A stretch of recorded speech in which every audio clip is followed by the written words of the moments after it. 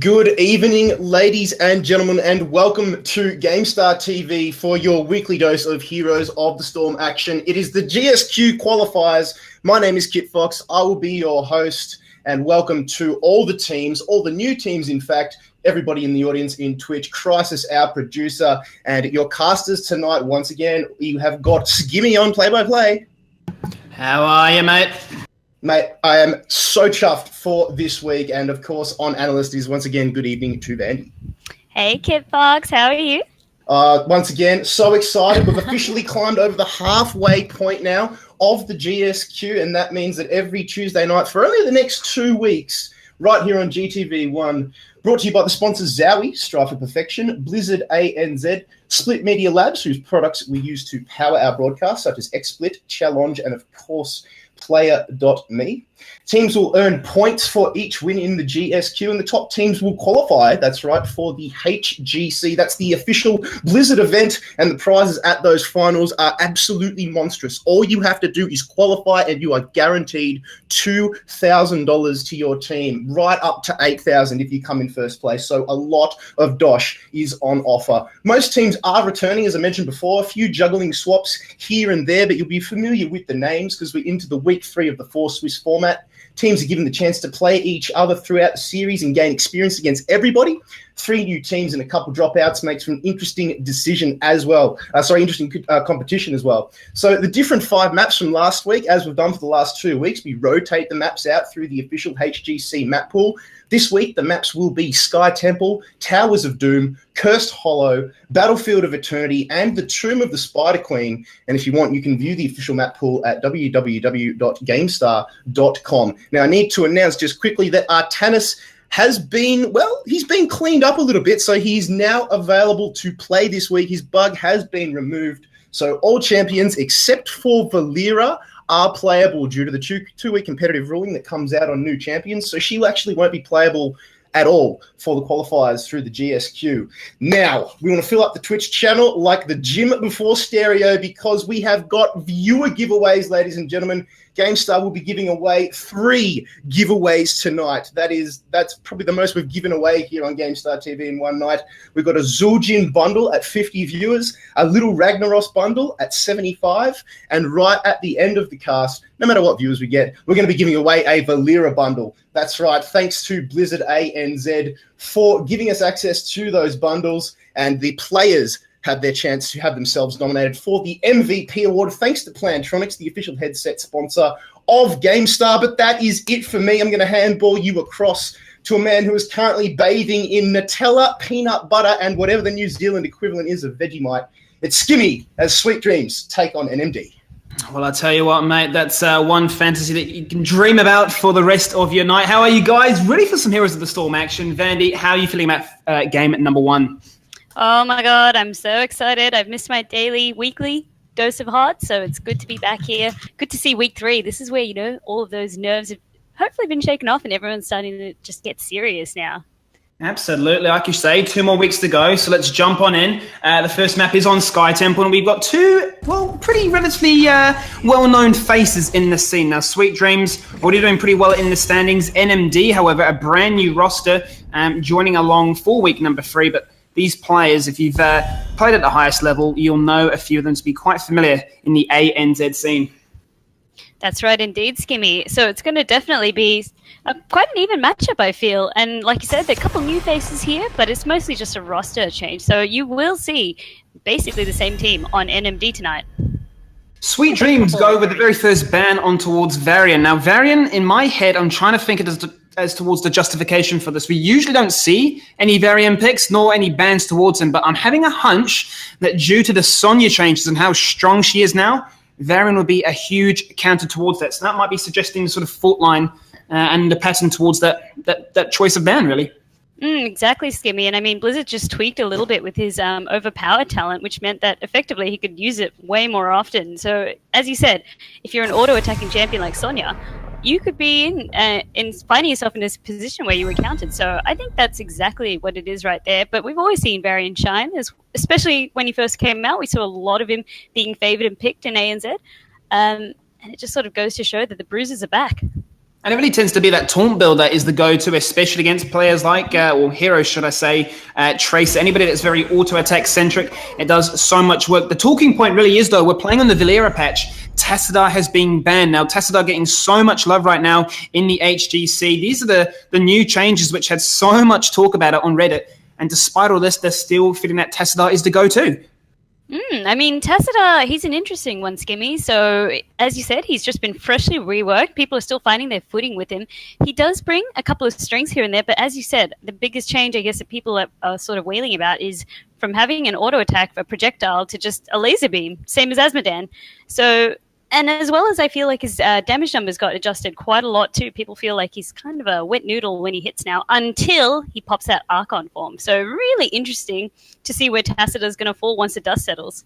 Absolutely. And another talking point, Ragnaros himself, he was not safe from the nerf hammer. His hammer itself was actually nerfed as well. So Sulfurous, the Q build, not as strong as it once was, but still a strong pick for this map in general. He's seeing so much love right now overseas. And especially for this map in particular, if you pop into that raid boss, as I like to call it, form, you are negating a lot of those tower shots going off.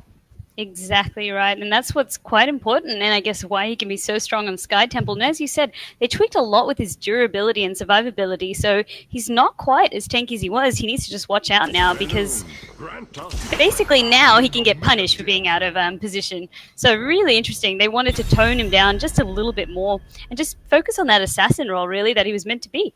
And there we go, Vandy, fresh off that Artanis ban. He's back into the mix. He's going to be a first pick here on the side of NMD, complemented by Xayah. Now, Xayah, I mean, she's the go-to wing woman, so to speak. She'll pair with any composition whatsoever. You can really diversify that. What I'm curious about, though, is if they're going to run with that as a double bruiser setup. It looks to me as if these are two heroes that really, need a front line to really work with. We've seen triple tank comps being used effectively. Well, that's debatable, but they're up against a Malfurion and ETC, and that's a bread and butter composition. I feel like they're going to want to transition into another tank, and that might be what this ban then suggests. Because they're really dipping into, I guess, the available warrior pool left that people sort of favor here. So like you said, with Artanis and Xayah, they bounce off each other quite nicely, and they're building quite a strong front line, but they're going to be needing to look towards some damage if they don't want that. But no, they've actually gone to ban Tychus, which I think was a no-brainer from Skimmy when you come to think about it. Well, that's what I'm thinking. They're going to ban the Tychus because it looks like they're going to go for a very beefy frontline. Tychus, what does he do? He shreds tanks, so it just makes sense. Vala, on the other hand, well, Vala and Xayah, they work well, so well, and it really prevents them deciding to go for, this Oriole pairing where you can combine it with the Gul'dan. Things happen, damage goes across, and you suddenly find yourself in tons of trouble. Now, we're into the next rotation of picks. Where do they decide to go with this one? Obviously, ETC is being picked up. Same with the Malfurion. They can choose really wherever they want to go in this regard. I'm thinking they're going to want to definitely pick up a support with a cleanse. So it feels like, especially with Vala off the board, Gul'dan, he's still there, but Oriel not having that cleanse definitely falls down in that pecking order compared to, say, Rhaegar and the Brightwing.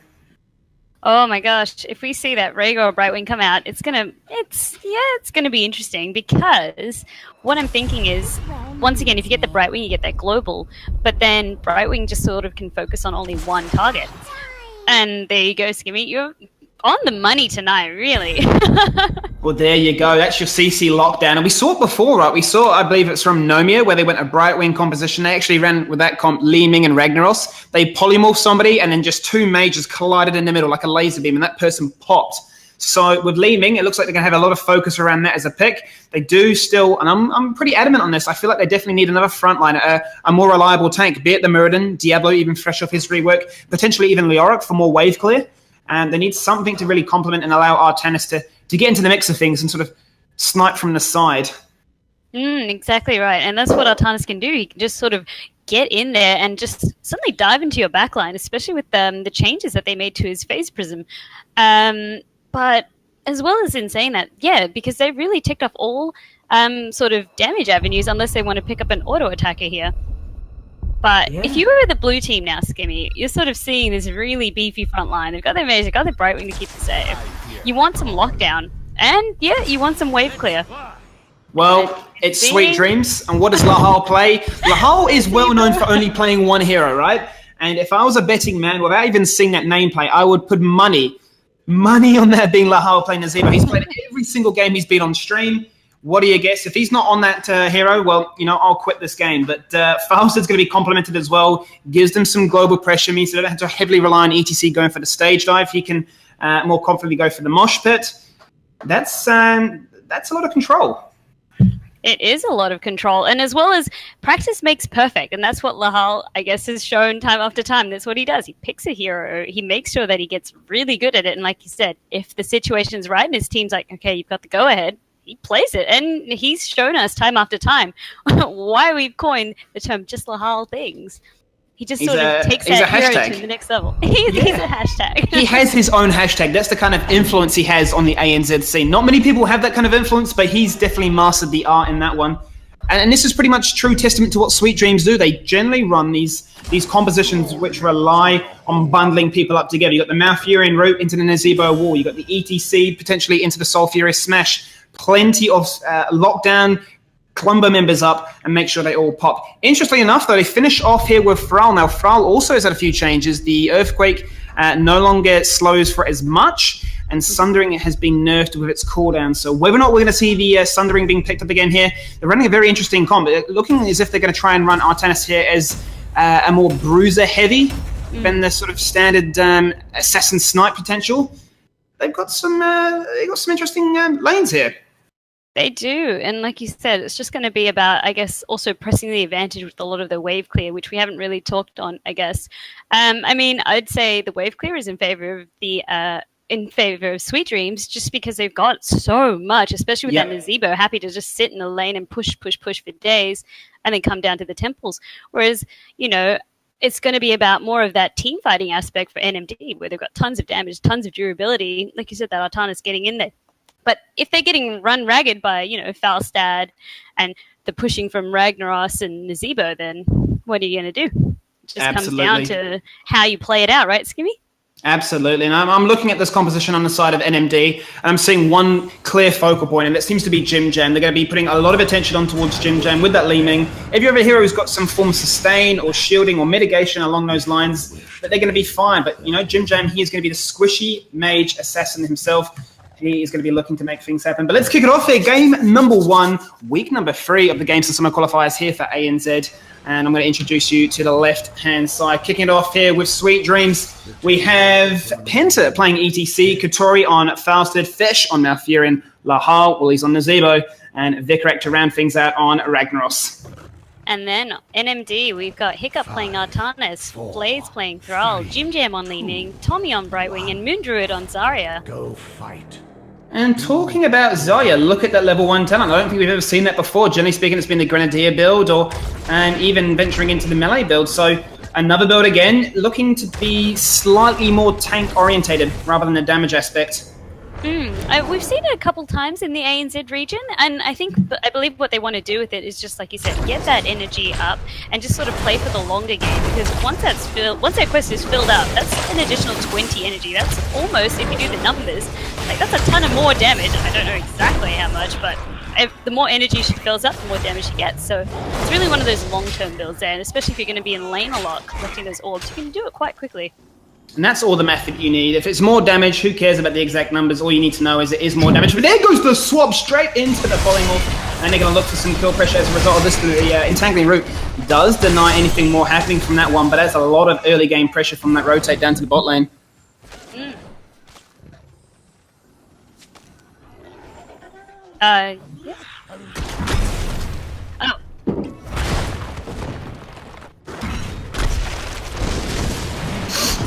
Well, looking at the top lane now, it's going to be Flays, who's actually jumping on towards Vikarak. He's actually getting beaten in that lane so far. Vikarak's still opting for the regular Q build and power that Sulfurous hammer.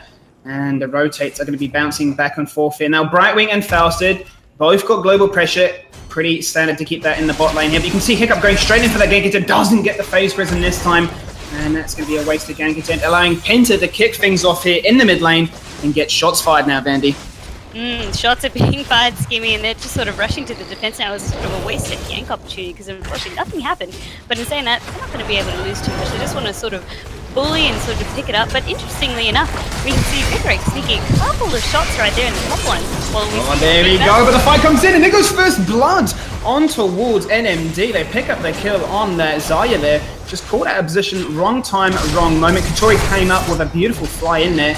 And the response from Brightwing, well, Tommy actually decided to stay in the bot lane and soak things up. Now, as a result of that advantage from the shots, from the actual kill engagement itself, they find themselves in a healthy 1-level lead. And as you mentioned, yeah, Vikarak already soaking a few of those in the top lane. Not much pressure is going to happen in that top lane there. They are two happy campers. Indeed. And I mean, with Zarya, with poor Moondra, they just sort of waited until the shield was down, because with Zarya, you really need, it's all about the situation. Once that shield is blown, it's quite a long cooldown on when you can use it again, so that just sort of shows you, if you do get caught out of position, you don't got the shield, she's actually quite squishy, Skimmy. Look at that, Ragnaros popping into Molten Core, he's making things happen, he's just jumping about, chucking out some damage, and Hiccup's like, well, I've got a shield, so what do you want to do, bro? I'm really not phased by it. He's dancing up, down, left, and right. He's got the fancy feet, and he is picking up the shots for free. Now, Rag is going to get back to the lane. He's going to soak things up, and he's going to keep that level 1 lead in their favor, whilst the rest of NMD recover in mid lane, and still, it's a battle of the globals in the bot. They're just sort of waiting until either sort of team sort of needs them, but that's exactly as you called it, Skimmy. You send the globals together, let them do work. But in saying that, Tommy's being hard pressed right there by Katori. There's not much you can do when you're sort of a support and there's a Fausted hammering down. You can get the experience, but what else are you going to do? Wave clear is just sort of lacking, especially because Katori has gone the Gathering Storm build, where you just stack up on hammering, almost mage Fausted. Well, that's it. They've got the mage build really for that composition. They've gone with Shando Clarity at level 1 on the Moondred. I was going to say Moondred. Malfurion himself, which really means they get more innovates, more cooldowns, more mana, more damage. And amongst all that, Zaya once again falling to the grave. Unlucky. Unlucky? Or no other word for it. It's unfortunate right there that we're just seeing really aggressive rotations coming out of Sweet Dreams. Yeah, I mean, they're actually really pushing this advantage bot lane hard. They went for the mercenaries. The retaliation came from NMD, but the push attempt is still coming on through. 4 members now in the bot lane looking to try and find some damage on that bottom structure, really allow it to... Oh, look at that cleanse! So well played. And Fesh looking after Lahal and making sure he's not just a meme, but actually a good player too.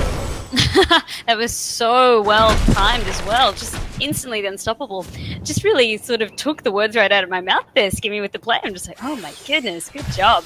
But as we can sort of see, this is, I guess, with the point where now they're 2 levels behind. Well, okay, a level behind, but it's really because of just the wave clear that Sweet Dreams is bringing to the table. It's just hard pressed getting everyone to run around and clear all these lanes. And now we've got another temple coming up, Skimmy. Yeah, I mean, we mentioned that briefly during the draft as to they lack in terms of wave clear. Sure, when level 10 comes around with the actual fighting skirmish potential, they will, find some form of advantage, but it's a matter of actually getting to level 10. They're a level and a half down, the next temple comes about, it then becomes an ever-going battle of we're behind, how do we catch up, is this the right time to force a fight? And you can get yourself into a very negative and desperate mindset. You can, but as we can see, no desperation here. They're going to let this one go to Sweet Dreams. They're just going to do their best to soak it. But we can see Lahal's just being such a bully still wanting, so greedy, still wanting that XP there. And also just bullying them because they know the further that they can sort of deny them this experience, basically they're just lengthening their lead, right, Skimmy? Absolutely. I mean, this is a smart decision by NMD. We see that time and time again from teams that think we need to do this. You don't absolutely need to do it. Wait for 10, find the right opportunity, make it on your own terms. The rotation is going to come out here from the top lane. They're going to look for Katori. There goes the Phase Prism in towards the Feral Spirit, and that is the pickup on Fast, and that opens up a big window now in that top lane where that global pressure cannot be soaked, and Tommy gets a breathing room. Great teamwork there by NMD to set that up as well. Katori just sort of caught, not really able to react. There was just so much crowd control going out to him. But as you said, now that 10's been hit, it's going to be interesting. So we're seeing the Sundering actually being chosen by Thrall this time around. So the changes in Blazer's Eyes was definitely worth it. Feels good to see some skill. Get back on towards Thrall. I mean, Earthquake, yeah, you slam the ground, cool, you're a good player, right? Sundering, though, that's when the big players really step up to the ball. A shorter cooldown, 10 seconds to be specific, looking to see them split this team up. Like I mentioned during the draft, this is a composition that Sweet Dreams are running where they're looking to try and stack CC over CC, lock you together, be it the root, be it the zombie wall, make somebody die. But that, it brings it all apart. You're splitting the C, if that's what you're into.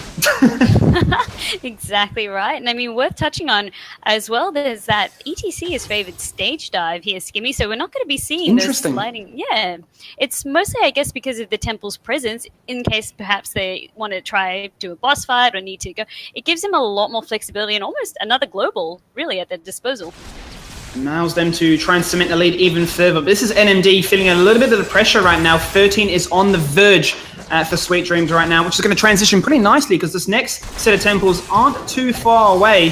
This is going to allow Sweet Dreams to, as you can see, Penta on your screen right now, sitting by this boss. He's actually going to go in for the stage dive here, looking for it. He's going to go towards Flaze. There goes the Sundrake straight away, but Soul Furious Smash hits him in the face. See you later, buddy.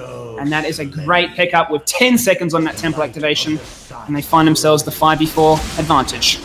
That was a great Sundrake by Flaze, but unfortunately not enough. I mean, he did burn a couple of ultimates, but as you said, with this Furious Smash just locking him down, there wasn't much more you could do. Not with that many team members, but there was a trade happening at the same time with Katori being taken out in the top lane.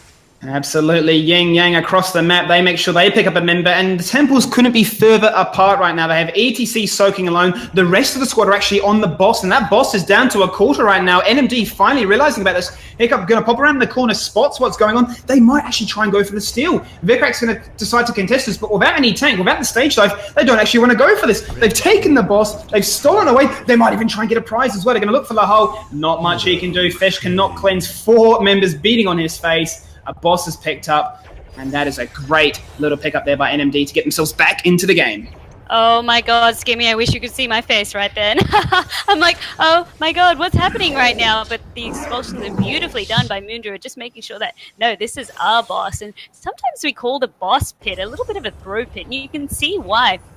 If the other team catches on to what you're doing, it's really not a safe thing to do. It can easily go very, very against you. And like you said, it just thrusts NMD right back into the game there. They're really making up their experience deficit right now. And they're hungry for it. I think they're also bolstered by it.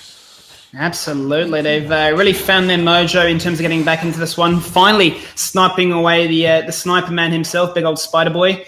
And Lahal drops to the grave. But 3 apiece now in terms of kills. A pretty passive game, 10 minutes in. It is passive, but in saying that, it's so action-packed at the same moment too. There's just so much going on. And I guess we can both see both teams are sort of making sure that they don't want to get caught out of plays. And that's what we want to see in these games, because it just shows that they're worried about the positioning. They're just wondering, oh, okay, where are they? They're anticipating each other's moves. And it's really good to see.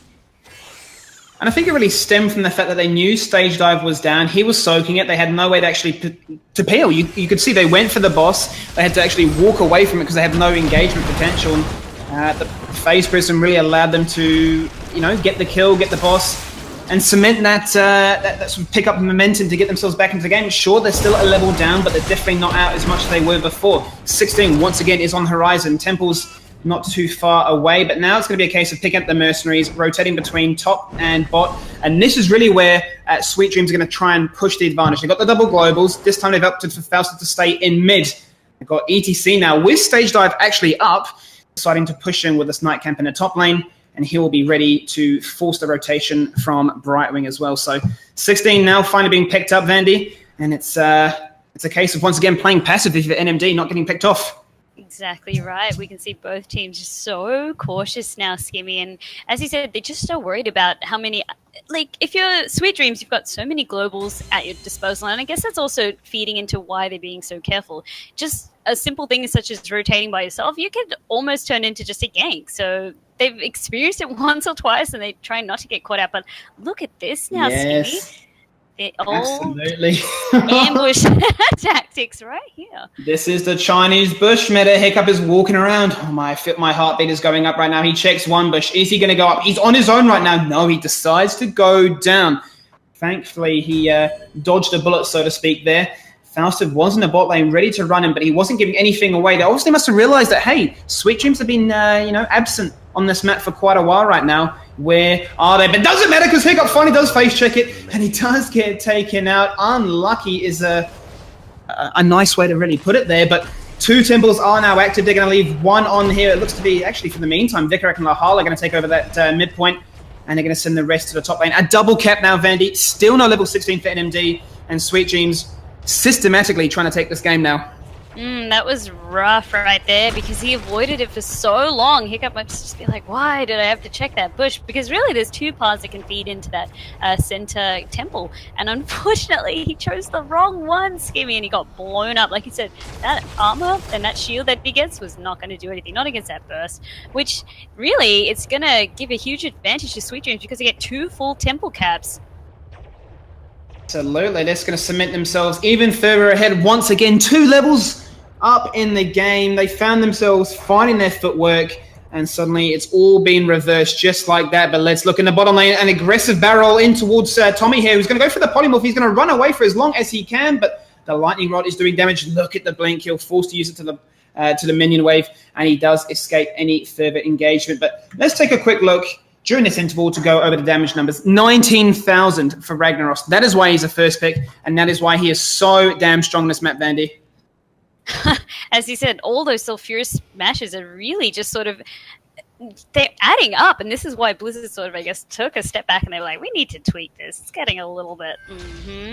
So in saying that, I don't feel like it's impacted him negatively, and in fact, if you see the way Vicarak's playing him, no, I feel like the Fire Lord is not down and out. He's still definitely a desired pick and brings a lot to the table. He does bring a lot to the table. Let's look at the top lane right now because Penta is getting aggressed upon. He's going to get for the stage top, but the expulsion zone followed by the polymorph and the sundering. How many ultimates do you need? Laser beam from above. The Death Star's coming in across, and Jim Jam mops things up right there. That is a lot of ultimates, a lot of damage, and a lot of members really there to try and stop ETC. And the rest of the team were still pushing in the bot lane. They had the golems. They have a 4 cap of golems now, Vandy. That has 1 place in mind, and that's a dead keep. A fight might actually break out. And interestingly enough, look, Tori's just gone the other side, but we'll return to him later because right down there, Skimmy. Oh my gosh! Sulfurious smash hits the ground, smacks the member, and they go for the jugular right there. Look at this, the gust followed by Vicarak. That is a clean team wipe, and there's no response right now. No ultimates, no nothing, no chance whatsoever. Hiccup runs away, but he's only delaying the inevitable, and with something like that, that is a game-winning play right there, Vandy. And this is them looking to go for the core. That was a win condition so close to home as well, with the keep just knocked down. That was very interesting by Kotori to go straight for the keep, and then he realized if anyone was going to run to home, gust him right back into the team, into a waiting Ragnaros as well, in his raid boss mode, Skimmy. That was brutal. Brutal is one way to describe it. That was a game of 2 halves, one that looked a little bit shaky for a moment, but with a finish like that, that is Sweet Dreams saying, we're here to play, we are looking for that top 2 coveted spot. They're hungry for it, and I mean, as we can see, they're just on fire tonight. It was really well executed by both teams. As you said, it looked almost one moment as though NMD was down and out, but no, that boss threw them right back into it, and they were playing so cautiously too. It's unfortunate for Hiccup to get caught, but after that, it just sort of snowballed from there. Even though they got a pick on that ETC at the end there, it wasn't enough. Not with 4 siege golems just hammering down and getting sandwiched in a very awkward place. And talking about fire, we have to now bring up the topic of MVP. Now, if that wasn't big enough of a hint, I believe the following will be. Ragnaros, 0 deaths, 30,000 damage in hero form damage. That would be nobody even nearby. For me, undisputed the MVP. What about your own thoughts there, Vandy? He's the MVP for a reason, Skimmy. And because he's the raid boss of WoW. So it's a well aptly earned. And yeah, I'm happy to give it to Vicarak. It was a very well played game by him. Well, there you go, Vicarak. Congratulations, mate. Week number 3, game 1. You get yourselves that nomination for the MVP of this map. So you go into the draw to win yourself a sweet headset by the sponsors from Plantronics. But that's going to cover us off for game number 1. Pass you back to the host of Kit Fox as we get ready for game 2. Thank you very much, Skinny. Great victory there. Just going to run through the only result that we've had come in for this first round of Week 3 of the GSQ. Nomia, no surprises, have defeated Elite. Poor Elite, I think, get to... I think they actually got 1 win, but they need to rack up some points. Let's just say that. Nomia continuing their dominance. Well done to Sweet Dreams there. And to Vicarak for getting himself that nomination. We're just going to wait for Sasu and Little Gods, as well as Ethereal Cat and the Yarn Fan Club, just to round out their games. and we're going to take a look at the graphics in between chat. So don't go anywhere. When we come back, we will be giving away some sweet bundles thanks to Blizzard ANZ. Now, the bot is broken, so now type raffle into chat, all capital letters, if you want to enter to give away a bundle. There'll be 3 entrants tonight, so we'll be asking you 3 times. So raffle into chat now, but we'll be back very, very soon here on GameStar TV for the HGC ANZ qualifiers.